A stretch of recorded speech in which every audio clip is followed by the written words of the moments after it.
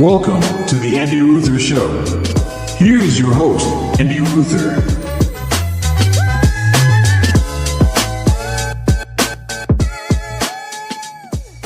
Welcome to the Andy Ruther Show. That is me, Andy Ruther, coming to you on this nice fall day here in Cincinnati.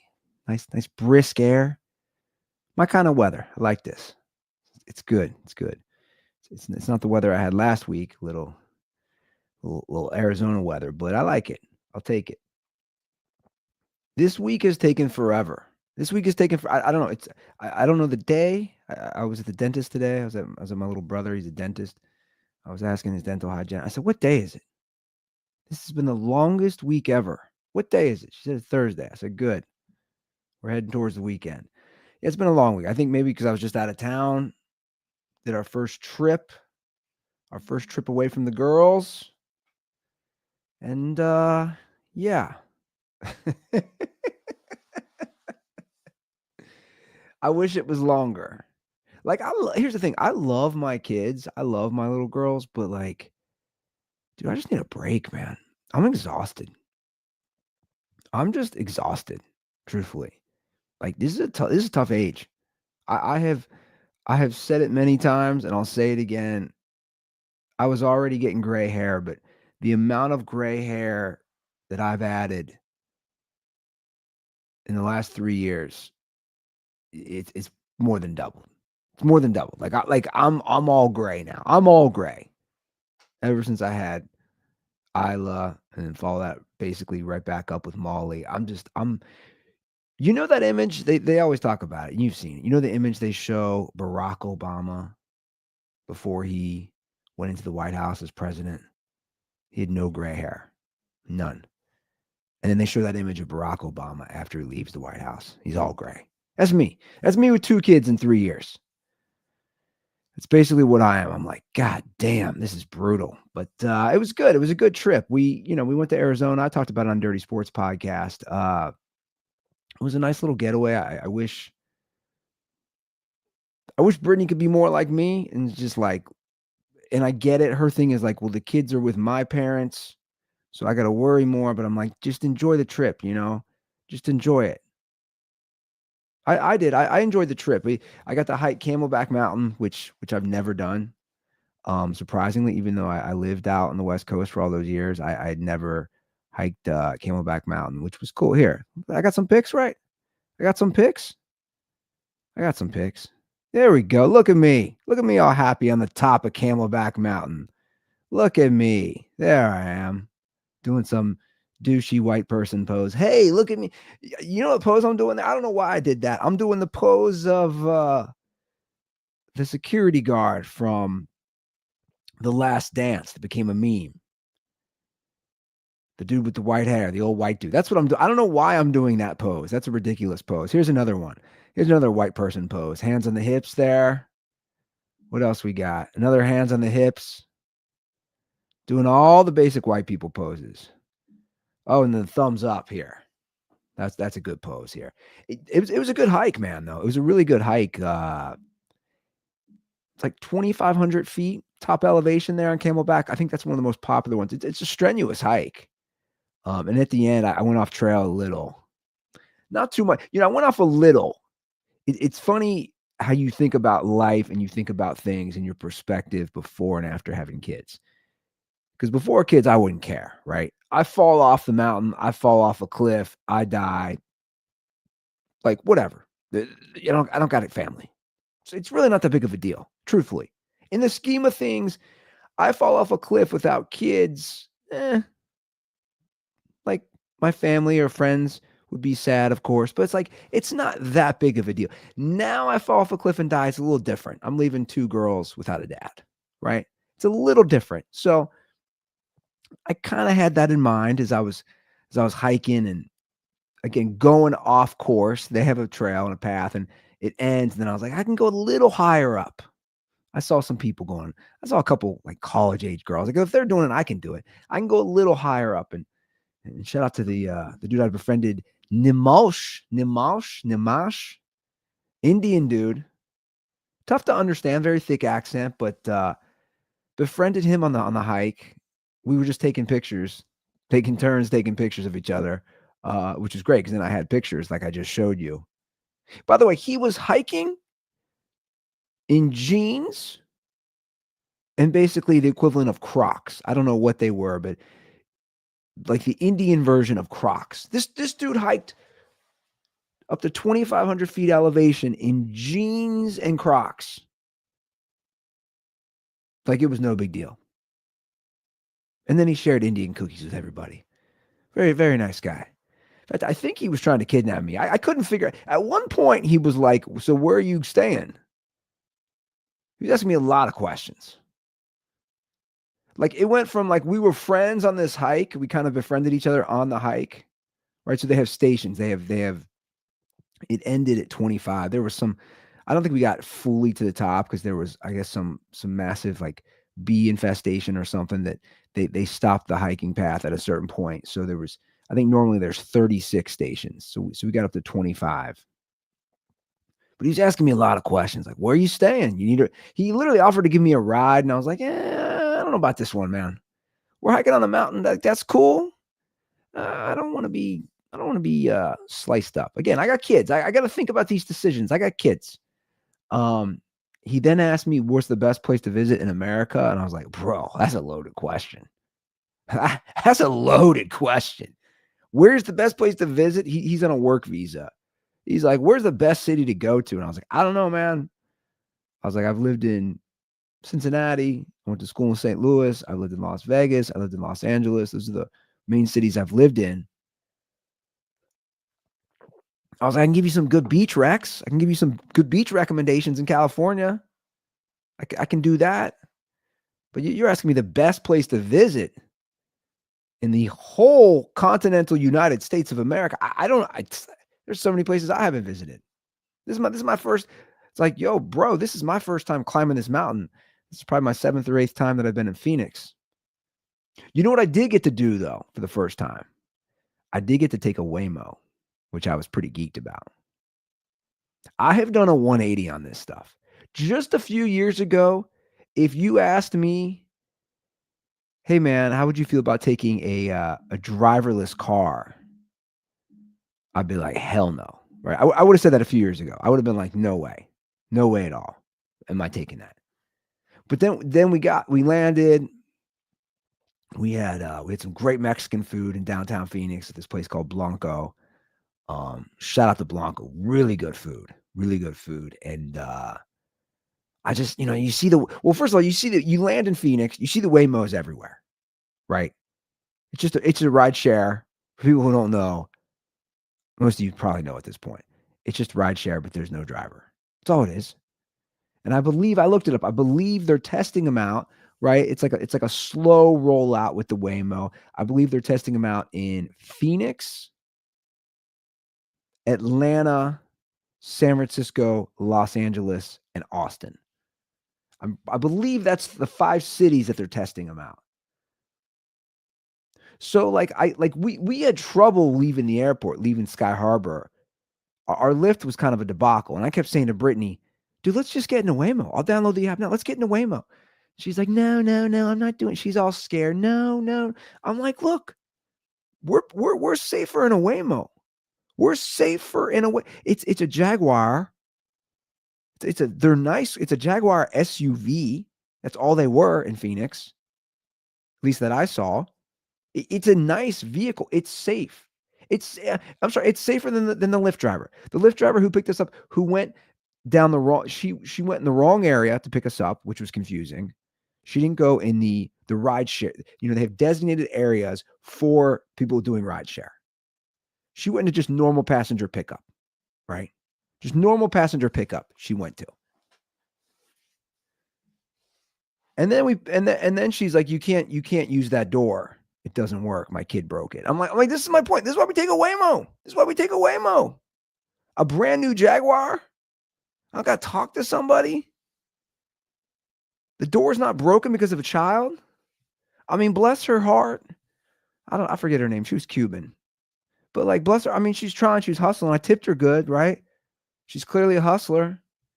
We couldn't put our luggage in the back.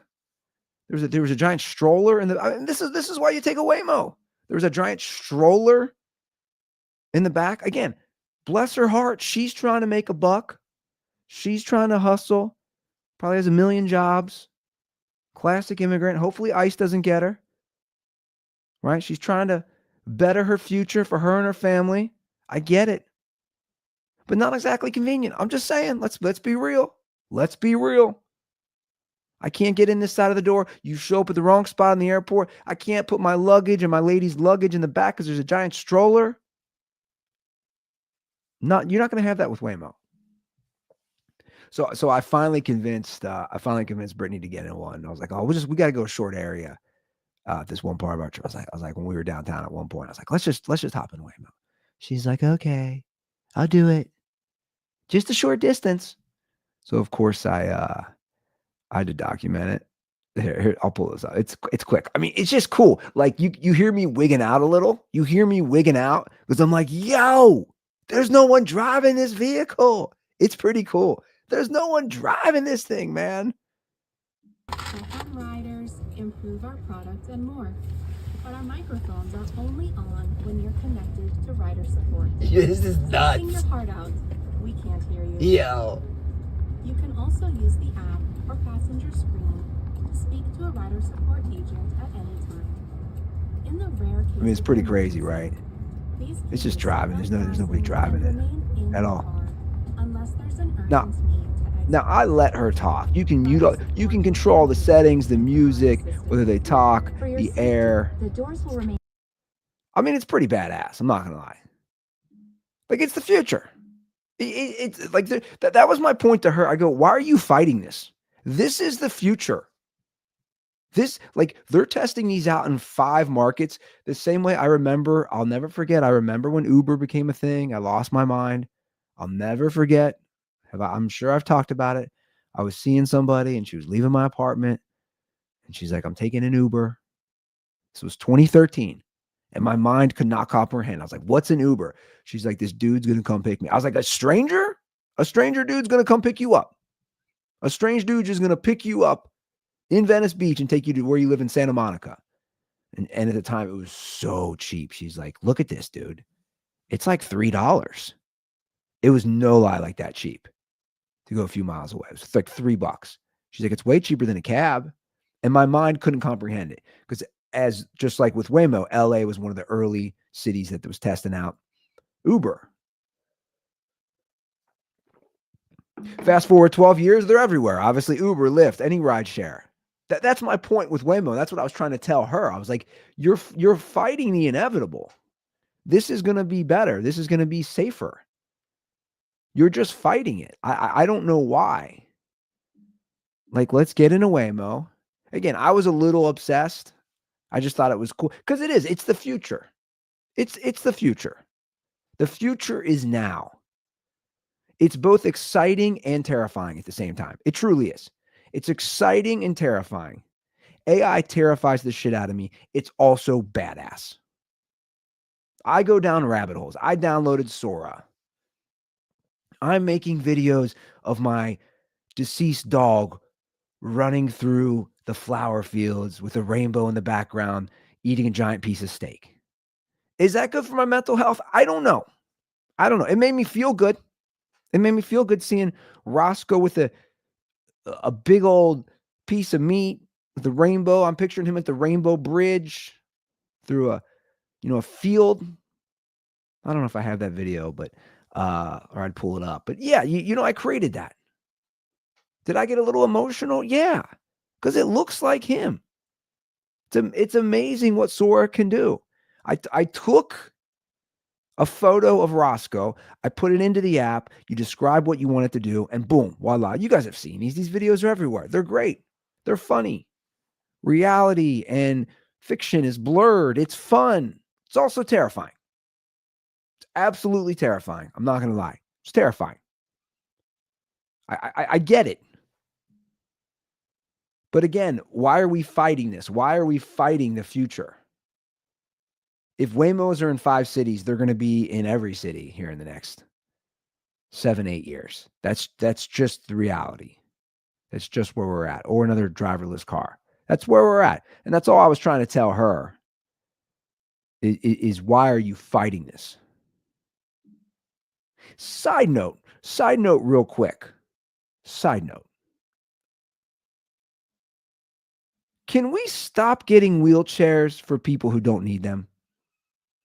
Can we stop that? I saw that on my flight.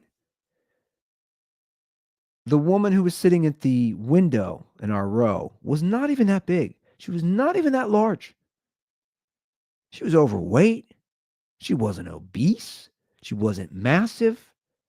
Perfectly capable human being. Perfectly capable, right? We land in Phoenix, Arizona. She walks off the flight and they have a wheelchair waiting for her. I was like, what is happening? What is happening?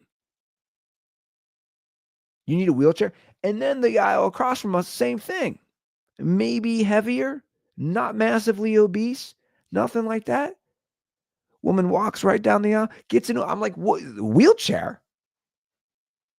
The hell do you need a wheelchair? Like, I don't know. That just disgusts me. And also, another side note concerning the airplane, and I don't know why I never thought about this. Who are these people who are signing up for a credit card on their Frontier flight? Who are these people? I'll tell you who they are. The woman in our row who also needed a wheelchair. She asked for an application, a Frontier airline credit card application. If I'm filling out a Frontier airline credit card application, I've hit new lows in my life. I'm just going to be honest. I've hit new lows. Of all the places to fill out a credit card application, on your flight, and then on the way back to Cincinnati, there was an older gentleman doing the same thing. What are you doing, man? You're filling out a credit card application on a Frontier airline flight? You gotta reevaluate your life at that point. You really do. It's crazy. You have the modern age of technology. I'm talking about the Waymo. I'm talking about Sora. I'm talking about these apps. And then you have Frontier Airlines, which is, I tell you what, Frontier, I had never flown Frontier. It's a Greyhound in the sky. It's the bare bones of the bare bones. But speaking of technology, I saw this. I'm talking about recreating or creating these Sora videos with Roscoe, our beloved multi-poo that passed away last year. And then I saw this thing on Twitter where you can recreate loved ones who've passed away, and you can bring them back with this app. I saw this guy with this post. He must be, so he's one of the founders. The Two-Way app, and that's at the number 2 WAI app. Let me just play this. I'll just play this for you guys. This is the promo for the Two-Way app. Basically, if you get a video of somebody before they die, you can then keep bringing them back to life. It's very Black Mirror. For my Black Mirror fans, I'm a huge fan of that show. They have been spot on in so many ways, especially with technology. The foreshadowing of the future, it's like everything they do, they predict correctly. They've predicted a lot correctly. Okay, so this is the, I'll just pull this up here. This is the Two-Way app. He's getting bigger. See? Oh, honey, that's wonderful. Kicking like crazy. He's listening. Put your hand on your tummy and hum to him. You used to love that. It feels like he's dancing in there. Oh, honey. Mom, would you tell? All right, so we're going chronologically through this. She's pregnant. And you'll see at the end, they show that the woman speaking to her on her phone is her deceased mother. So she's pregnant. Now they're going to show her with her son at 10 months old, 10 years old. Anyway, we'll just get through it. Let's see this. Charlie that bedtime story you always used to tell me? Once upon a time, there was a baby unicorn who didn't know he knew how to fly. This baby unicorn was like your mom because she didn't know that she knew how to fly, but she knew how to do all kinds of fabulous things. Hi, Grandma. Hey, Charlie. How was school today? It was really fun. I made this crazy shot in basketball. I don't really care that much about basketball. What about the crush? Stop. Grandma, stop talking. Just tell me one thing. Look who's gonna be a great grandmother. Oh, Charlie. Oh, congratulations. She says that he's been kicking a lot, though. Like, a little too much. Tell her to put her hand on her tummy and hum to him. You loved that. You would have loved this moment. You can call anytime.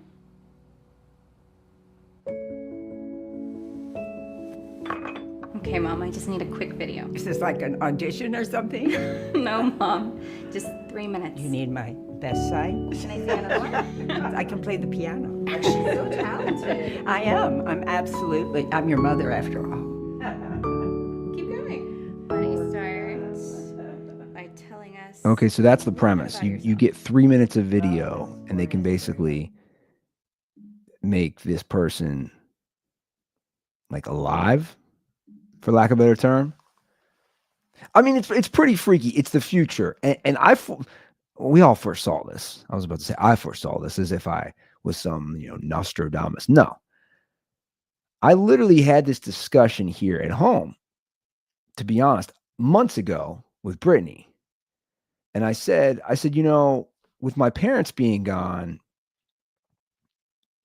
this technology will be able to recreate my parents, which is kind of crazy. And I remember we had this conversation one time right before bed, and I was like, Brittany, we're not that far removed from a conversation I could basically have with my mom or my dad. And I told her, I said, there is a curiosity level there for me. There's a curiosity, but she's like, you don't want to go there. And I agreed. I was like, you don't want to try to recreate. I don't know. Maybe for some people it's good. I know for me, I watched this and I was reading the comments underneath the post, and a lot of people were like coming at this dude. Callum Worthy is his name. I guess, again, he's a co-founder of the Two-Way app. A lot of people were coming at him and being like, hey man, this thing is evil. Again, this is some Black Mirror type stuff here. It's not the real person, which I agree. It's not the real person. But on the other hand, take me, for example. I have old voicemails from my parents still on my phone that I'll listen to just to hear their voice. If I'm having a rough day, if I miss my mom, if I miss my dad, I want to hear their voice. I might pull up an old video. I might pull up an old voicemail. Like, I get it. It's great to hear their voice. It's comforting. It just brings a good feeling inside, right? It's like, oh, there's mom. Because that's what you miss most. You talk to anybody who's lost a parent, lost a loved one, what you miss most is being able to talk to them. Talk to anybody who's lost a loved one. Like, they would give up anything just to have a conversation, right? I'd give anything. I'd give time off my own life, truthfully, just to have a conversation, especially with my mom. And that's basically what this Two-Way app is creating. Now, is it good mentally? Is it healthy spiritually? All those things? Probably not. Because it's not the real thing. Now, somebody could argue, oh, well, you listening to a voicemail is not the real thing. Well, it is. It is my mom's voice. It is my dad's voice. That actually came from them. It's genuine. It's authentic. So this is a little different. You know that episode of Black Mirror where she brings back to life, I believe, her deceased husband or deceased boyfriend. And these things always go south. and like in that show. And they could go south. I'm not sitting here trying to tell somebody what to do. I'm not. Because everybody's different. Everybody handles death differently. There is an eeriness to it, though, to me, because it's not that person. I think it's different, like different with humans than pets. Like the Roscoe videos I was messing around with, I didn't show to Brittany. I knew the one that I was talking about with the rainbow and him eating a giant steak and he's running through a field and it's just set up so picturesque with that rainbow in the background and the field's blowing and he looks so happy and he looks just like him. To me, that's different. That's a dog, that's our family dog. I don't know how I feel about doing that with my mom. I don't know how I feel about that, doing that with my dad. I think it is different, but it's here, right? It's here. I think for me, it's important to hold on to the memories that I had, the real memories, not these fake memories, because that's what these are. They're basically fake memories that we're creating. And this stuff is moving at just such an accelerated speed. And in that instance with the commercial, he's showing the grandson, the grandmother is appearing to the grandson like she's normal and like she's real. And I think that is complicated. That's dicey. I've talked about it. I can't fully explain to Isla where Mimi and Dalt, which was what my parents were called to the grandkids, I can't fully explain to her as far as her comprehension of understanding this, where they are. But to me, that's healthy, trying to explain to her, showing her videos, showing her real pictures that are authentic. To me, that's much healthier than an AI. I think it's much healthier. In fact, my therapist told me a few weeks ago, he said a child can't really comprehend and understand life and death until around age 8, which shocked me. That was fascinating to hear. Not until age 8 that a child can really comprehend life and death, especially death.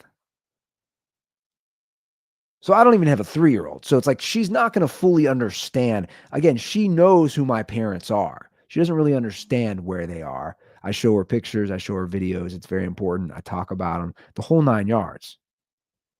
Now, if I start doing that with AI, I think it's just too confusing. It's too difficult for a young mind like that to process it. Now, I have been using ChatGPT to help with our youngest daughter, Molly, because her sleep habits have been terrible. Absolutely terrible. Like, it's brutal. We're really struggling, to be honest, guys. Like, she stands up in the middle of the night now. She's been doing it for almost a month. This is the latest, where she just stands up and just screams and cries.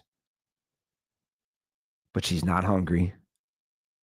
So it's not about one, because that's an easy solution. Oh, she wants a bottle. I'll feed her and she'll go back to sleep. She's not hungry.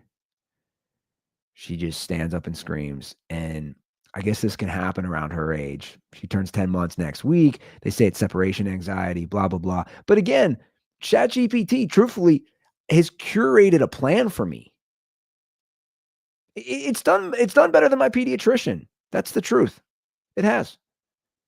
She saw him last week. And I brought everything up and I said, look, man, and maybe I shouldn't have said this, but I don't really care. I said, I'm looking at things on ChatGPT and it's saying she might be having some sort of separation anxiety. And he rolled his eyes and said, but I want to be like, dude, it's doing more for me than you are right now. That's the truth. I'm just going to level with you. Now, I didn't say that. I wanted to. I've literally typed in all her symptoms, everything she's doing every night, how we're handling it. And ChatGPT literally has curated an entire plan of how to handle what she's doing and made assessments on what they think's going on with her. Because it's brutal. She'll do it by the hour. She'll sleep for about an hour, wake up, stand up, scream. You take her out of bed, you hold her, you rock her, you put her back down. She goes back to sleep for 45 minutes to 60 minutes, wakes up, stands up. Just repeat that process. for like 3 or 4 hours. And you're getting no sleep. And we warned Brittany's mom, like, she is in a bad phase. And I don't think Brittany's mom knew what was coming. You know, she always is like, I raised 3 kids, I can handle this, yada, yada, yada. I'm just thinking, okay, good luck. Good luck. It's brutal. It's turned me into a psycho. It's turned me into a lunatic. It's not good. It's wearing on me. But ChatGPT identified what I think is happening. And it's ChatGPT is saying, don't pick her up, and also give solutions on how to handle it. And literally a 2-week plan on approaching getting her to eventually just sleep through the night. She's never really fully slept through the night, maybe a couple weeks. But we didn't have to deal with this with our first, right? We didn't have to deal with this with Isla. This is like next level. But again, theme of this show, technology is replacing this doctor. Like, I'm not trying to be an asshole. I'm not. And I'm not saying it can be fully replaced, but like, dude, I bring her into you for checkups, for vaccines, for like, yo, my friend at ChatGPT is kind of giving me a lot of the answers. Right? It's giving me a lot of answers. Isla is into she's big into Curious George now. So that's her big thing. She's big into Curious George. And I was into Curious George as a kid. And my sister-in-law, she brought over some of her son's old books, and they were Curious George, and now Isla's obsessed. She's just obsessed with Curious George. So it got me thinking, right? It reminded me when I first started stand-up comedy, when I first started doing any performances, like in 2004, 2005, I had this bit on Curious George. It's so bad. It's so bad. It's one of my earlier stand-up bits. And when you're young and you're just trying to be funny and you're trying to create whatever, right? Stand-up is such a hard business. It really is. Like, that's why I've said many times, I'm not going to really diss other comedians because I just know how hard it is. I'm not going to knock other comedians. It's a world I was in for years. I know how hard it is. But when you're young, especially, you're just looking for content. And I don't know why, but I had this bit on Curious George. And the premise was that he was gay. He was bi-curious. We all know the term bi-curious. So I was just playing off that. He's Curious George, and I'm like, no, he's bi-curious. And I was laughing to myself as I was reading this to Isla one night. She's got all these damn Curious George books, and I'm laughing in my head internally. I'm thinking, oh my God, I was calling him bi-curious George, and it was a really quick, short bit. And in my head, I was like, I swear I gotta have that somewhere. I gotta have the Curious George bit somewhere. You know, I saved a lot of stuff, and bless my mother's heart for keeping all our stuff. And I became obsessed one night, and I went in and I found like a 6-minute highlight reel of the first show I ever did where I got paid. And I've talked about it. I did an hour in St. Louis University where I went to school. They paid me $300. I probably had 5 minutes of material, but I basically rehearsed it like it was a play or a movie, just like you're an actor. I like rehearsed my lines. I really didn't do too much crowd work. I didn't know how to do crowd work then. But anyway, I found a highlight. on DVD, which I can rip because I have this thing where I can rip it and put it on my computer. So I have the Curious George bit. I got to play it for you guys. It's so bad. And I think in the past I'd be embarrassed, but I think now that I'm away from the comedy scene and I'm not in that world at all, and I'm just a dad here in Ohio, just living that life, it doesn't bother me, right? That I can watch an old cringe bit. So I gotta play the bit. So I edited down just that bit. And the truth is, at one point, we'll break down all 6 minutes that I have on this show from campus. I think it'd be fun. And again, I don't really care. I don't really care how bad it is or how you would deem offensive in the modern age some of these jokes are. This bit was recorded April 7th, 2005, which is important. Context matters, right?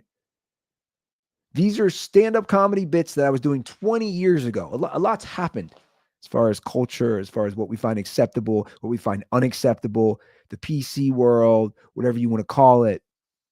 A lot's changed in 20 years. So this is the Curious George bit that I did again, April 7th, 2005, at a place called Wackadoos, which is a bar restaurant on campus where I performed. So here's the bit. Here's the bit. The audio is not the best. You guys might laugh if you're watching this. You can see how young I look. A lot more hair, not this gray receding hairline that I have now. But so this is it. Anyway, it's like 40 seconds. Right wing is out of control with all this gay stuff. They're claiming everything is gay. You know, now they're on the cartoons. First it was Teletubbies are gay, then it was SpongeBob Queer Pants they were calling him. They're forgetting a big one. What about Curious George? Yeah, he's curious, all right. Bi-curious. Look at him, he's always trying to shove bananas down his throat. His best friend is a perverted old man who wears tight yellow spandex. Hi, George. Want to see what's in my big yellow hat? I mean, it's amazing that I get people clapping for that bit. Absolutely amazing. I mean, the bit's ridiculous. It's absolutely ridiculous, right? The premise is that he's bi-curious because he's a monkey who eats bananas. Again, playing off the phallic penis. And the man, although, you know, now that I'm reading the book, I'm like, yeah, the man in the yellow hat could be gay. I'm just saying, like, he does have tight yellow spandex. The man in the yellow hat is like, he kind of gives me Gay Greg vibes of like, he's an older dude. He couldn't openly be gay. But like, bro, your best friend's a monkey. You're kind of gay. Maybe, do I bring the bit back? Do I come out of stand-up retirement and bring the bit back? Oh, look at Wackadoos, man. Can we pull that back up? Look at Wackadoos. There's a nice little crowd there that night. It's not a comedy club, but dude, we packed it. We had a lot of people there. There was a few hundred people there. And obviously I was on my home turf of where I went to school. So it was easy to get laughs like right there. What a ridiculous bit. By Curious George. But that did remind me that was a thing where like the conservative right wing at the time was saying Teletubbies were gay. That was like a big thing, guys, for real. They were like, oh, Teletubbies are gay. And the SpongeBob was gay. They were all big on SpongeBob is gay and it's pushing a gay agenda. And I don't know if that was my bit or if he was actually called SpongeBob Queer Pants. I can't recall, to be honest. And that's kind of where I came up with the bit of, yeah, man, what about Curious George? By Curious George. Curious George is an asshole, by the way, man. Like now that I'm reading those books again with my daughter, what you know what I don't get? If you have kids or if you've read any of the books, what's crazy about Curious George is he does like the worst things, and then at the end they're all like, "Oh, it's cool." I'm like, he's not a hero. What are you doing? He went to the aquarium, like the one where he goes to the aquarium. So Curious George, he goes to the aquarium. He lets all the penguins out, all of them. They're just running amok at this aquarium. They were going everywhere. And then one penguin was sliding into the water, the baby penguin that didn't know how to swim, and George saved the baby penguin. So then like they make him an honorary employee at the aquarium because I'm like, he didn't save the day. He literally did the opposite. He let all the penguins out. Penguins are causing just havoc everywhere in the aquarium. They're going everywhere. Breaking shit, probably taking dumps. I don't know what they're doing. Terrorizing toddlers. He saves one, which that baby penguin that fell into the water that couldn't swim was a direct result of his carnage. And he saves that baby penguin. And they're like, oh, George saved the day. George saved the day. We're going to make him an honorary member of our aquarium. I'm like, but no, he wrecked it. Or like the pizza party one that Isla loves. Here's the premise. George gets invited to a pizza party. He completely ruins it. He gets dough everywhere, just causes havoc again, just completely wrecks. He's the guest at a pizza party. He completely wrecks it. He just messes up the kitchen, just full of pizza dough. I mean, it's just everywhere. But he made cool shapes out of the pizza, right? He made like stars and rainbows and whatever. And they're like, oh, you're the best. I'm like, you're not the best. You ruin everything, George.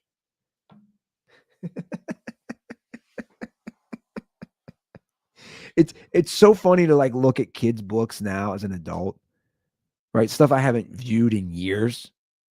I haven't looked at Curious George in years. And I understand why my daughter likes him, because they're like, oh, George is up to something. But the spin is amazing. It's an insane spin. Oh, he's just curious. What do you mean he's curious?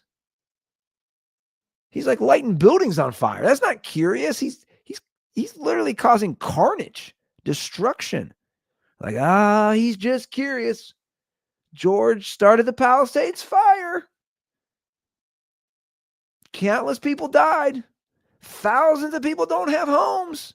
Ruined beachfront property in absolutely wonderful Southern California, right on the PCH coastline.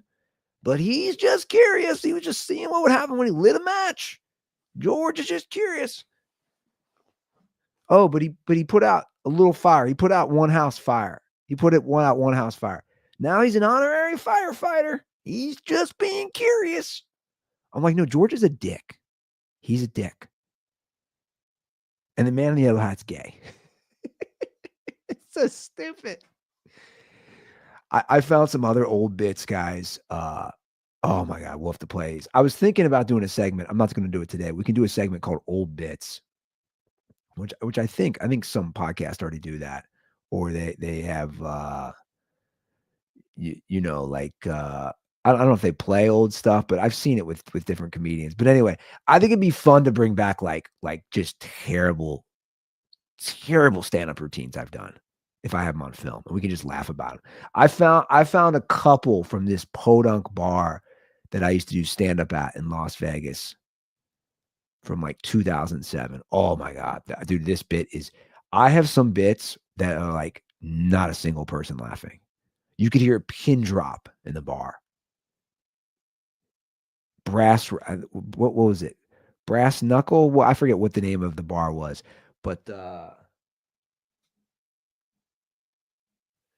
yeah, I think it's Brass Knuckle. At Brass Rail. Anyway, I don't know. We'll do it another time, but we can laugh about just some awful bits, and I can make fun of myself. I think you guys might enjoy that. We do have a hotline here, the Andy Ruther Show, 859-935-0078. Give a shout. You want to comment? You got any insights into Curious George or question, whatever it is, feel free to give a ring. Once again, that hotline is 859-935-0078. All right, guys, that's the show. Thanks for listening. Thanks for watching, and we'll see you guys next week. Peace.